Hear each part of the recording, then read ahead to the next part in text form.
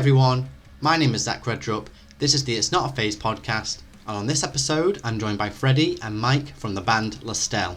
In this chat we dig into their brand new EP, Exists Volume 1, if we can expect further EP volumes in the future, Play and Download Festival earlier this year, the benefits of keeping things as in-house as possible, including brass instruments in their music, and much more.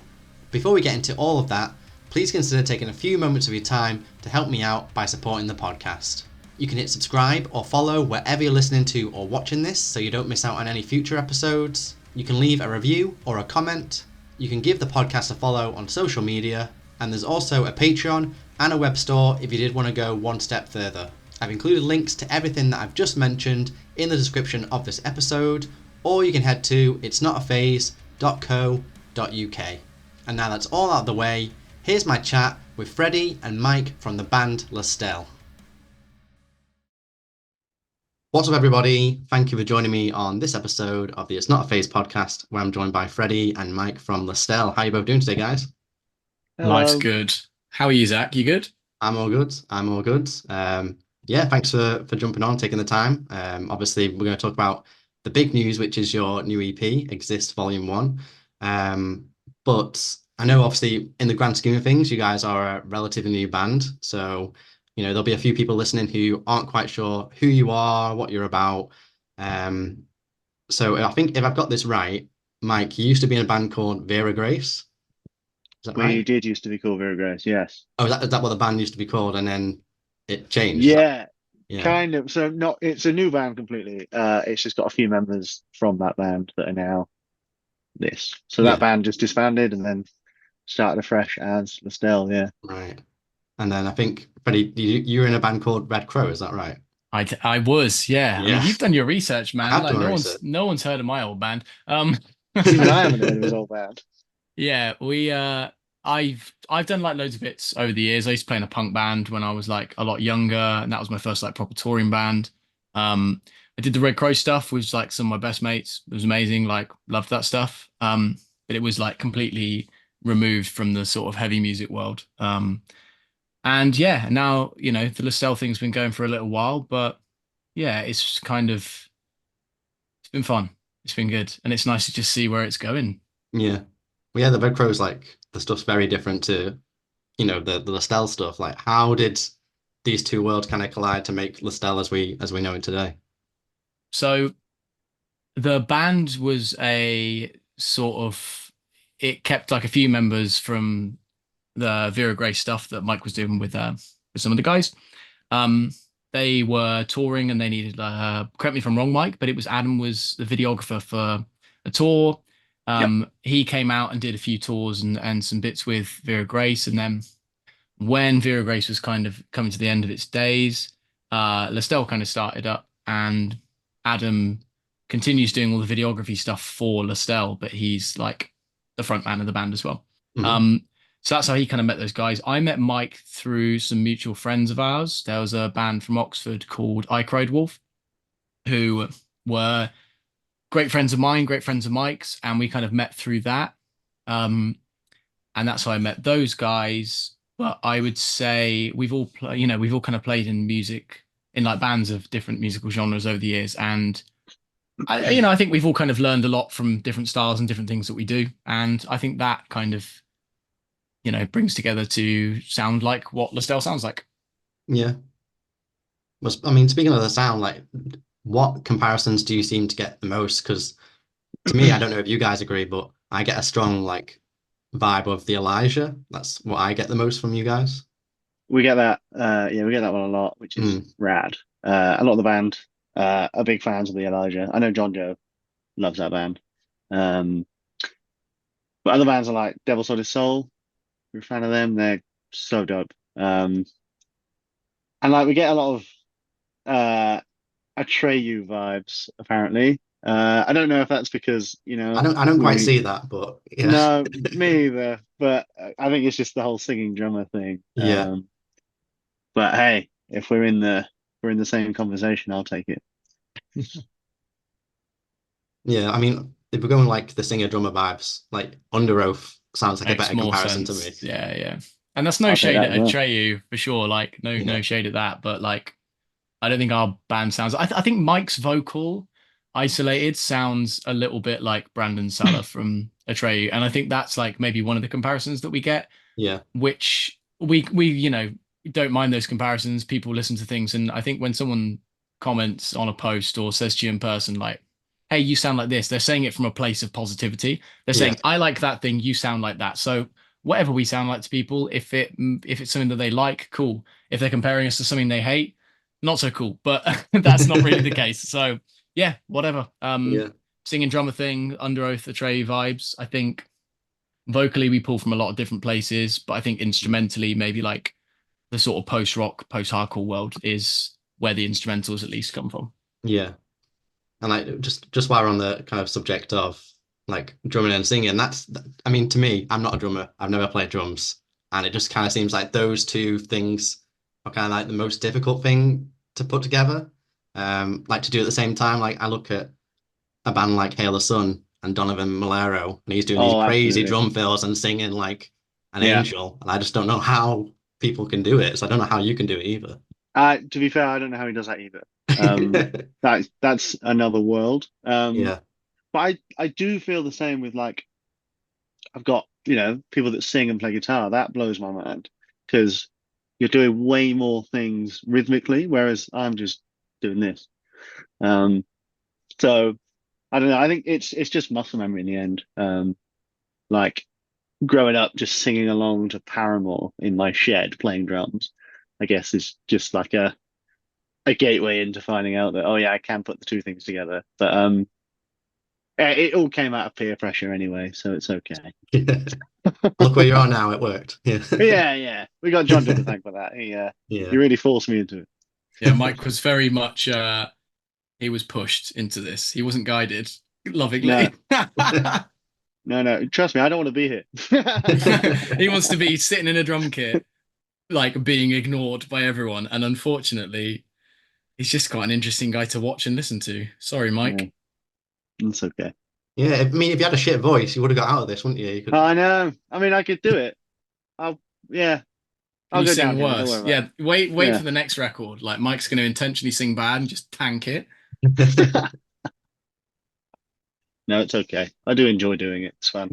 Yeah. But like, it's all practice. Yeah. I think it's just, as you said, like it's just muscle memory, isn't it? Yeah. It's the same for anything. Like if you play guitar and sing, if you do any instrument that you can sing at the same time as, like eventually I think when you're performing like live in a band, you rehearse. I don't know, this might not be the same for everyone, but like you rehearse in my mind to get to the point where you do it without even really thinking. So you can focus on being in the moment, performing, enjoying yourself, whatever.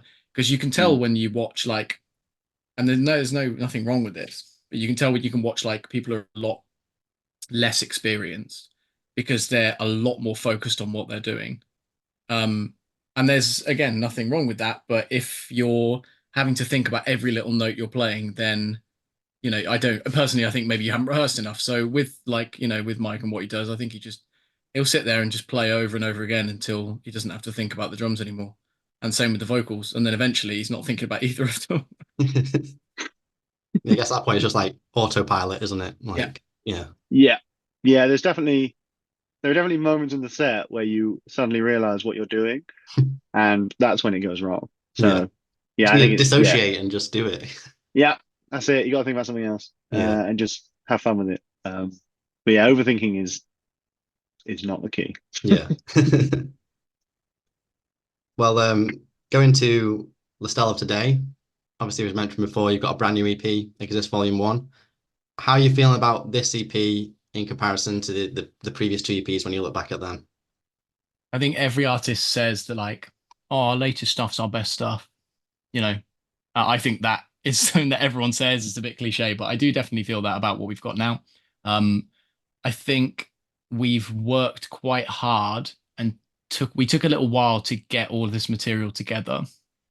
And I think we worked quite hard in refining our songwriting process to figure out, right, what does LASTELLE sound like and how can we write better music that's more cohesive? Because all the other stuff was great, but we're like, right, why rest on our laurels? Like, we can work on our songwriting and try and make things as good as they can be. So yeah, I'm really stoked about all the new music. I'm really, really happy with how it's come out. There's a few tracks that are maybe poppier on there, and we've lent into that. And there's a few tracks that are a bit more like post-rocky, post-hardcore, you know, like the song structure's a little bit less poppy, a little bit less obvious, and we've lent into that as well. So I think it feels like there's a bit more of a, you know, we made a bit more of a conscious effort to write songs in a particular style. Do you think that's fair, Mike? I think so. We've kind of taken everything that we've done in the past and kind of gone, right, what worked, what didn't work. Yeah. Like for us, mostly. It's because I think that's what, again, something that everyone in band says, like we're writing this for us to then show everybody else. And we really took a step back and went, right, what do we enjoy playing? I don't think we've done that with this. I think the singles we've released so far, I think everyone agrees. It's been the most positive we've ever released anything. And yeah, I think it's been fun. Yeah, it's been well received. I mean, as of the current moment, at time of recording, there's still a couple of tracks that are unreleased. At time of listening, the whole thing's out there, right? So as long as I've got my dates right, the Yeah. everything's out there for people. So, you know, times may change, but as of the moment, everyone seems to be really digging the stuff we've put out and well received by people. And we're just really, really happy with the music we've created. I think we've touched on a few topics that we've wanted to touch on for a while, like lyrically. So it feels lyrically also there's a bit of more of a cohesive theme there, and also some topics and discussions that we've been able to have and feel more comfortable to say. So Mm. yeah, I'm personally, yeah, I'm very happy with how everything's come out. Yeah, but like you said, you've looked back on the previous stuff and seen what does work, what doesn't work, what do you enjoy the most out of those songs, and I guess playing them live as well, comes into consideration. Um, 100%. were Yeah, there it's certain things for you two specifically that you really wanted to hone in on this time around? um for me personally, I I wanted the poppier songs. I wanted songs to kind of know what they were going to be before they were written. So, like with the more poppier material, I wanted it to be a pop song. I wanted us to not be afraid of writing a song in a pop structure and just being like, no, that's okay. Like that's what it is. And then for a song that didn't have a poppy structure, I wanted us to be okay with that and not feel like we had to shoehorn in a chorus. Like, oh, every song has to be a single. So that's something that I think I've been really happy with about this. And you know, I think it's yeah, it's come out the other side feeling pretty good. I agree with that. I personally think, just talked about about myself about this EP was I've really uh what's the word? Like, I really wanted to be more vulnerable with the vocals, like singing the vocals. There's a lot more like falsetto-y stuff and higher range and delicate stuff, which is terrifying to sing, but I think sounds nice, and I really wanted to play with that and have fun with it. So like the opening to the EP, because we could talk about this now because it's out, is uh probably like the ballsier move on my part because it's so delicate like the whole way, and then it goes massive, and it's just a different vibe for the band. Uh yeah, we heard it. So Changes came out a couple of weeks ago, and that was when we first really heard the first verse of being really delicate, and shat myself putting that out. But I think it came out well, and people seem to be digging it, which is really nice. So Yeah, I think we might keep that up, see how yeah, it goes. yeah. Well, I assume from the title of the EP that there's going to be at least one more exist continuation in a series, or because I assume it's not a an instruction on natural volume key, is it? Uh, Ah, that was our that's a joke last Uh, time. that's a joke. That's a joke Mike's made before. Yeah, it's You instructions. beat me to it. Um, we haven't got anything. We haven't got anything confirmed release date wise. We've got nothing like set in stone or whatever. But we, as a band, you know, all bands nowadays, especially, you're constantly writing new music. You're constantly looking into the future. So yeah, when we've got more stuff, just keep an eye out. Again, as a band, you need to be constantly releasing things. So it's definitely not going to be. This isn't going to be the last thing we ever put out. Let's put it that way. We hope. We hope. Yeah, let's see how well it does. A good tank, yeah. So it's at least the plan to put out something about Volume 2 or some kind of continuation then. Yeah, we'll see how it looks. But the plan is always to look into the future and release more music, of course. Yeah. Well, I think that's what bands are doing a lot nowadays, isn't it? With the EP kind of release thing. Like if you look at the Plot and You, they're doing like a Volume 1, Volume 2, Volume 3, and then Void of Vision, I think, did one for their Chronicles album. They just put it out into batches of EPs as well. So I think that's kind of going to be something we see more of anyway. Yeah, I think so. the idea of like the idea of releasing music in smaller chunks, I think it suits where the music industry is now, which is, not very exciting, but you kind of have to think about that to a certain extent. And then also just to be able to release stuff as and when we want to is also quite nice, and not be tied down to, right, we have to write for this. This is exactly what it is. I think we're in a very, very lucky position because we don't have a label. We have a very small team that we work with, and our manager's a huge part of that. But the team's small. We're not with a label at the moment. We're pretty DIY, so we have a lot of freedom to kind of do whatever we want, which is really, really nice. We have that. Well, I think having that freedom as well is that you could technically, if you wanted to put out like music continuously, like every few months, then every time you guys go on the road again, there's something new to play, which keeps things exciting for you. It keeps things exciting for the fans as well. Like the people who want to come and check us out, there's nothing worse than a band you love going radio silent for years and years and years. And it's obviously very exciting when they do put something out, but I like to think that if people are following what we're doing, we're going to try and keep them engaged and keep them entertained for as long as we can, I guess. I mean, people's attention spans are really, really short nowadays with social media and things like that. But yeah, we're trying to keep up. Yeah. Well, on the flip side, you have these big bands that don't release anything for ages, but can keep touring, and the set list barely changes. So it's like you'll go like 3-4 years of seeing them, and the set list has changed barely. Like, and that's just not interesting either. That sounds quite nice from a musical perspective, though. Yeah. It doesn't sound like very much work. I'm stoked. Sounds great. We were very much that band for the last few years, though, which is really annoying. Like, yeah, we had a point in which, things were in motion, but we couldn't release anything or whatever, and it got to a point where like, bloody hell, we need to do something here because the same set every day, but we change it up and stuff like that. But yeah, it was the same material. Some bands do all right. Yeah. So I think it's a bit different for you. Like you're a relatively new band, you've only got so much material, whereas some bands have got several albums and they'll just play the same kind of thing. It must be more like for everyone, like you say, like the band and the fans. It keeps it fresh for everyone. That's it's always a positive thing to do. But like you said, we're still relatively new to it, so we're just having fun. See what happens. That's the main thing. Have fun. Yeah, man. Yeah. Well, kind of just looking back at your previous EP, Delicate, that came out in 2021. And obviously a little thing happened around that time called COVID, which would have kind of stifled touring plans a bit than what you would normally want to do. I know you did that live stream, which was really good, but I guess the usual touring wasn't really on the cards, at least initially. Do you feel like now that you've got this new EP and things are normal again, like you can in a way tend to unfinished business that you had in that last EP? Yeah, I hope so.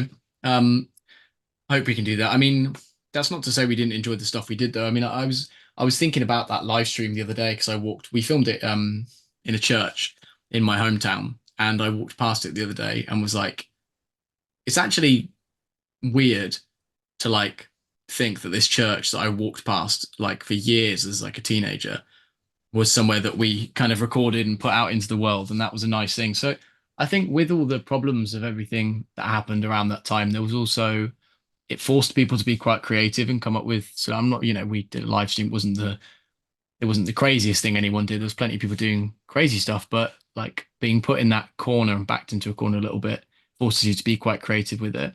And it also forced people to rethink what the point of being in a band was, like what is it they wanted to do. So the main thing for me was that I was like, I enjoyed all the things we were doing, but I definitely was like, I miss touring, and we had only been doing it for like a short period of time. We were still new to it, but I was like, yeah, this, going to live music and going to festivals and playing gigs like was something I missed so much. So as soon as we were able to do that again, I was like, right, we need to hit the ground running, and I want to be doing as much of this as possible. So I've completely forgotten what your question was, but there's my answer, or it isn't. Whatever works. It's an answer. On the back of Freddie, yeah, I think COVID was shit, but Yeah. it was definitely something to like look back on and really appreciate now.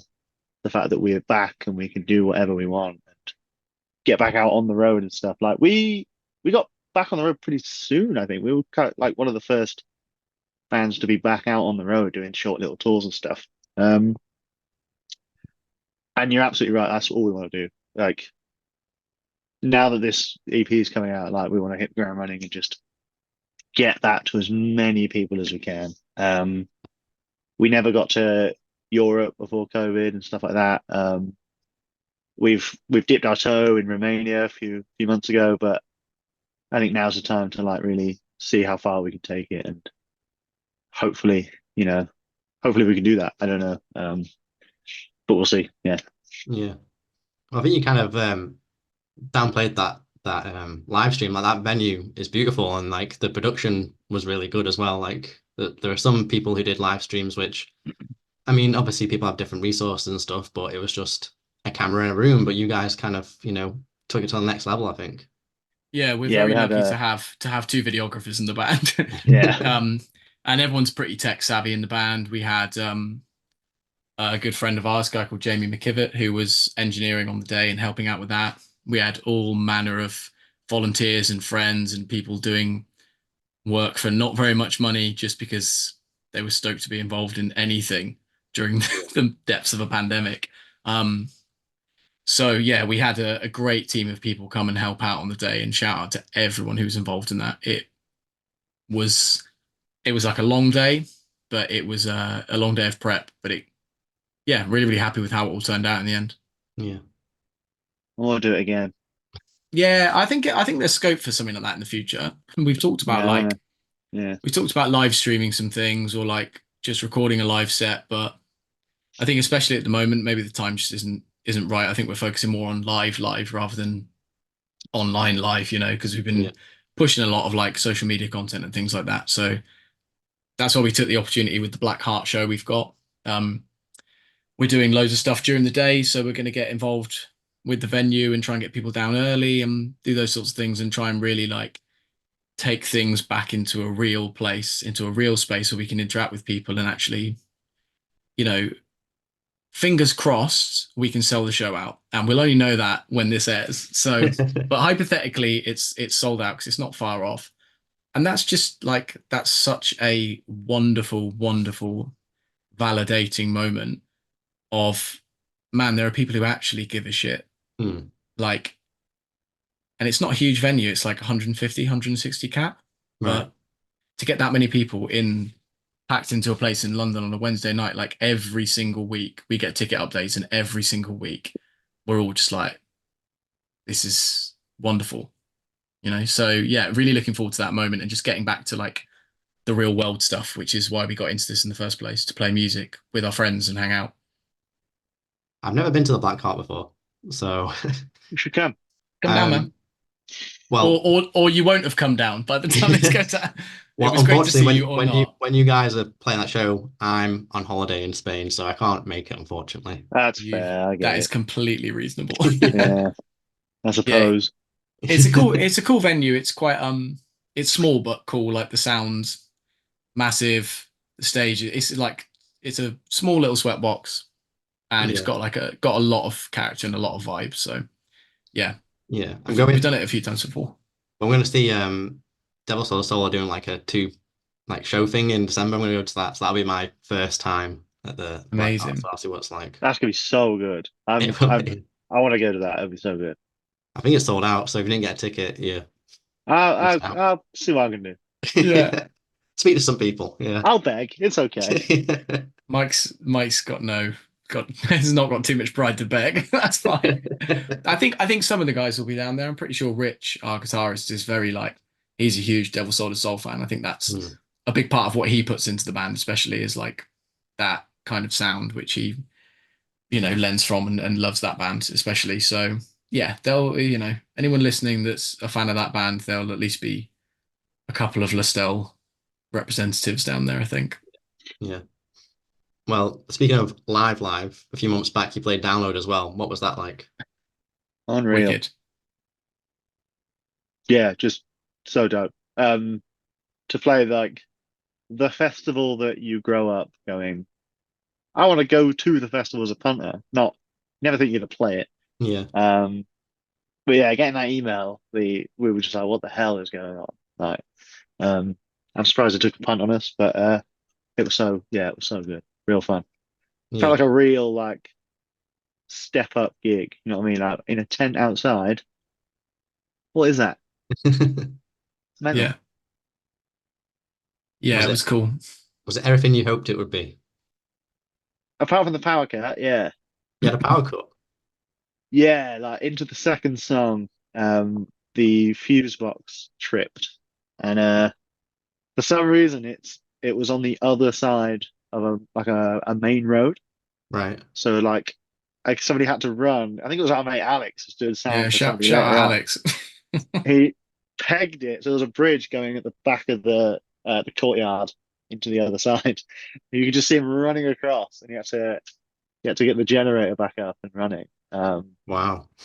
And then we only had to drop one song, so that was all right. But from that moment on, you had everyone hooked because they just felt bad for us. Yeah. Yeah.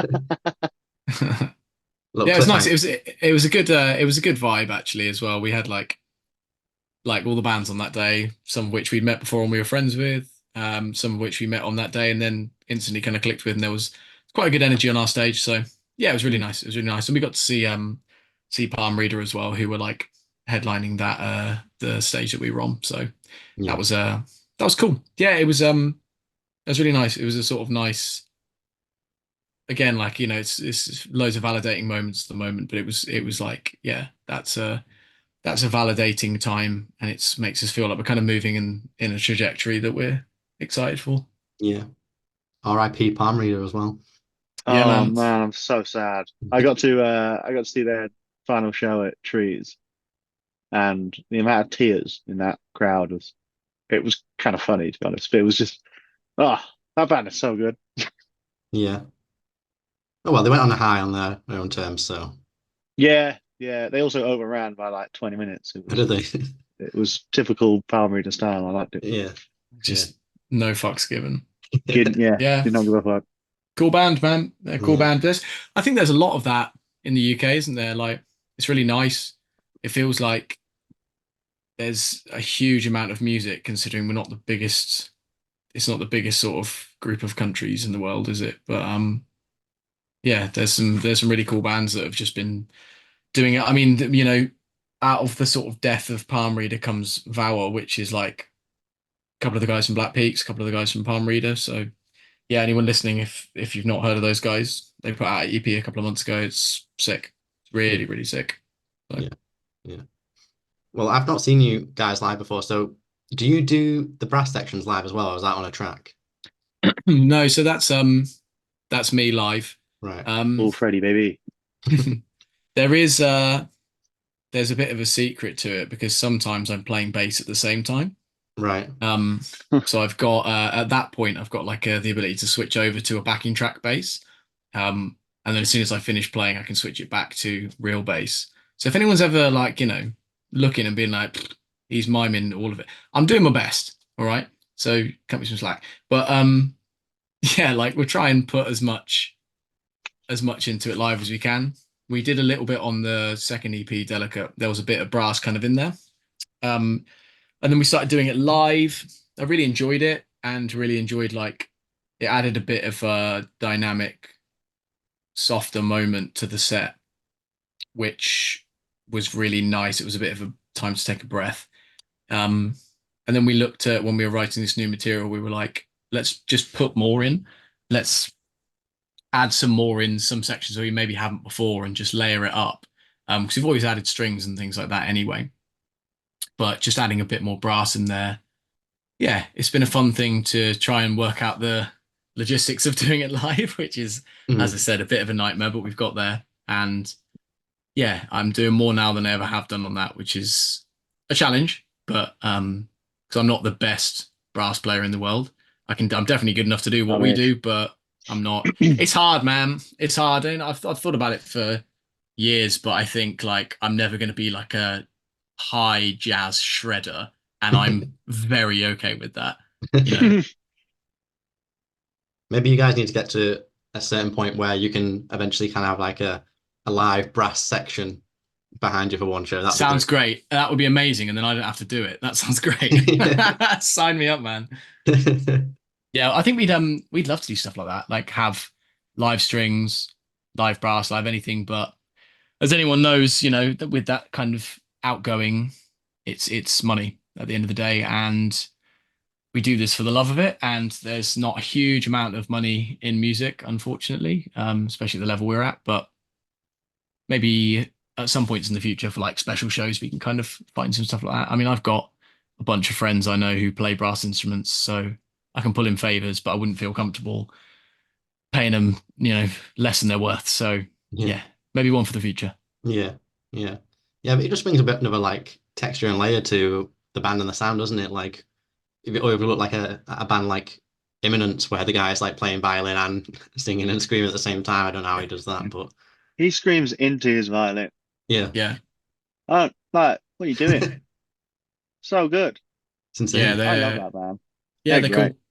They're really cool. We saw them. They were playing Rockstad when we played in Romania. They were playing on the stage, like the main stage, just after us. We were kind of watching, and I was like, it is nuts how like I mean they're just a really tight band anyway, but it's just nuts how it took this long for a band to be, because I mean metal is so layered with strings anyway, isn't it? Modern metal has so much backing track string stuff. So why did it take this long for someone to play a violin and play in a metal band? I mean, you had Yellow Card, but that was like pop punky stuff, wasn't it? You know, so it's that sort of sphere. I don't think the metal world has had anyone really like that in that's got to the same level that they have. There's a few other bands who I think have like live string players, but yeah, they're at the top of it. I think they're the one that people recognize now.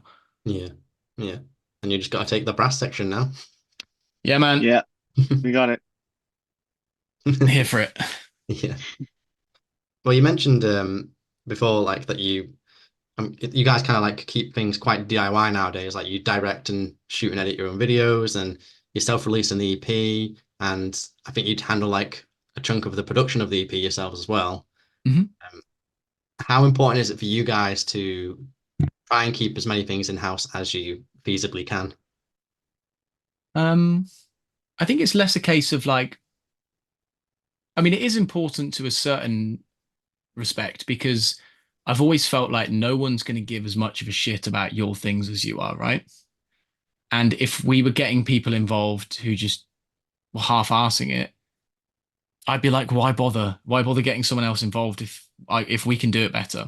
If we can learn it, do it better, and care more, why wouldn't we?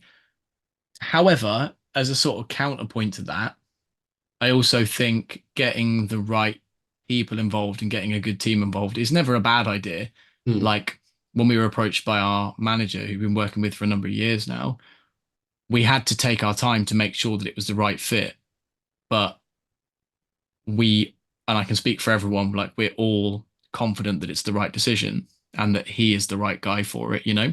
So I don't think we're against expanding the team and having other people collaborate as long as they share our vision and our passion.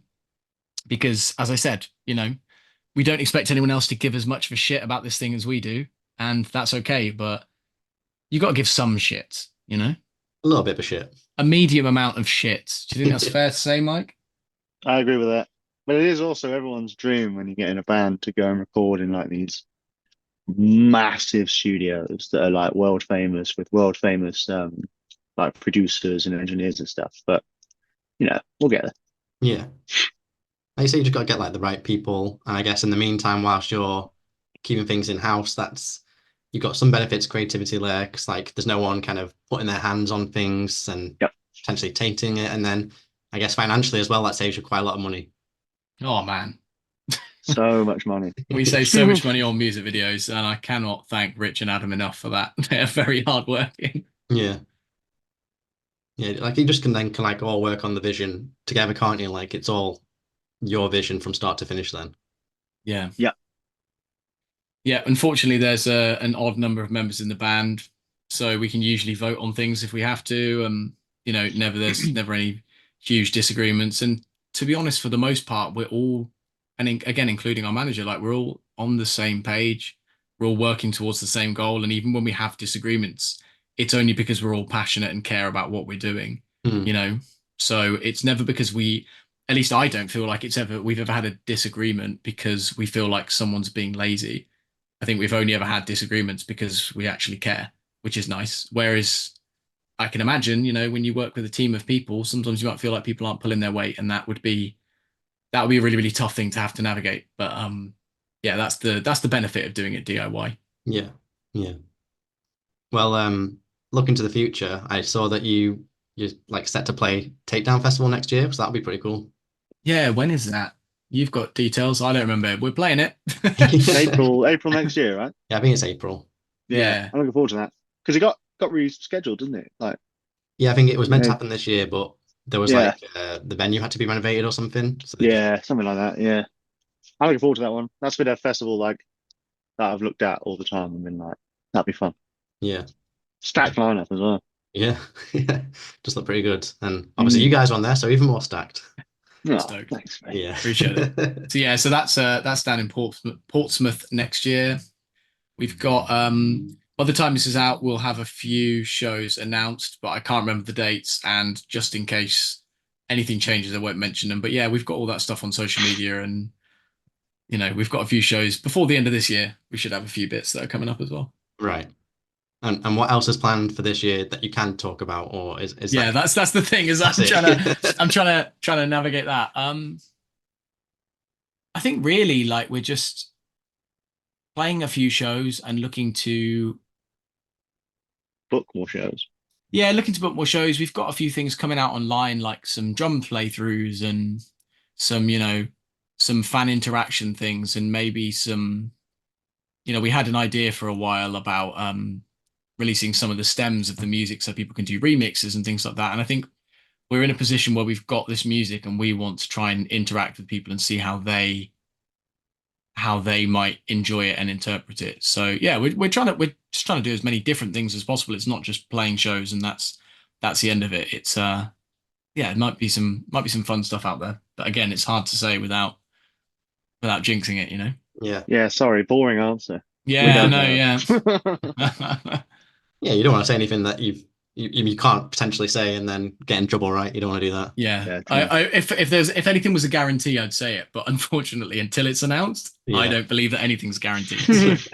Better to be safe than sorry. Yeah, I've been burned enough by that, right? Well, thanks very much, guys, for taking the time to speak about everything. Best of luck with the EP and the show. Obviously, they'll be out and the show will have happened by the time this is out. Everyone's hearing it. But yeah, before I let you go, any final words? Anything you want to say or plug? Floor's yours. Listen to the EP. Exist EP, yeah. Listen to that. It's out now, apparently. Yeah. Do that. Everyone who came down to the Black Heart, hope you enjoyed it. And everyone who didn't, you can't do anything about it. So sorry about that. Yeah. And yeah, see you soon. Yeah, man. Thanks for having us, bud. Of course, yeah. Thanks, guys. Really appreciate it. Thanks for having us. Hopefully, I'll catch you guys at some point. I know you can't say, but if there's a Manchester date, I'll do my best to be there. Manchester, got you. We'll let you know. All right. Yeah, we'll let you know, definitely. Cool. All right, guys, I'll let you go. Enjoy Awesome, dude. Thanks so much. See you later. Legend. Bye. Bye. And that's it. Thanks so much for tuning in to It's Not a Phase. If you enjoyed this episode, then don't forget to hit subscribe so you don't miss out on any future episodes. Leave a thumbs up if you're watching on YouTube. Follow the podcast on social media, and maybe even join the Patreon or grab some merch from the store. You can find everything that you need at itsnotaphase.co.uk. That's itsnotaphase.co.uk. Thanks again, hopefully catch you on the next one, and remember, it's not a phase, it's a lifestyle.